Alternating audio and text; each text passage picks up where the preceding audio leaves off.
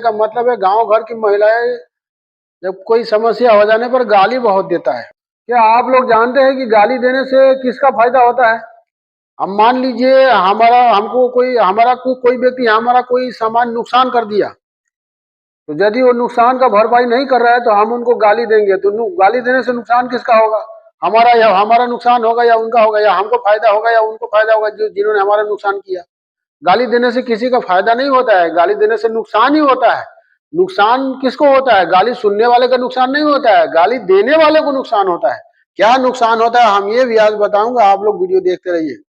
हमारे कहने का मतलब है गांव घर की महिला है जो पढ़ी लिखी नहीं है वो तो गाली देता ही है, लेकिन हमने देखा है कि पढ़ी लिखी हुई महिला को गाली देते हुए देखा है।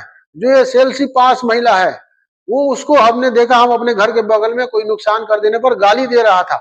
उस समय हमने यही सोचा कि जो महिला पढ़ी लिखी नहीं होती है वो तो अनपढ़ है, लेकिन ये पढ़ी लिखी मूर्ख है।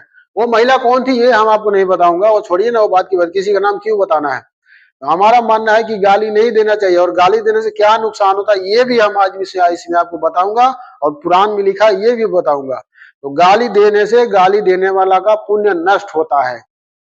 आपको यदि प्रमाण चाहिए तो गूगल से पूछ लीजिएगा, या पुराण में जाकर सर्च कीजिएगा, या कथा सुनिएगा, कथा में आपको संत महात्मा बताएगा। हमने किसी पुराण में सुना है गाली देने से गाली देने वाला का पुण्य नष्ट होता है। बेशक किसी ने आपका कोई नुकसान किया हो, आपको कोई सामान नुकसान कर दिया हो, यदि आपका कोई व्यक्ति सामान नुकसान कर दिया है, खराब कर दिया है, तो उसको वसूलने का उसका और भी तरीका है। उसको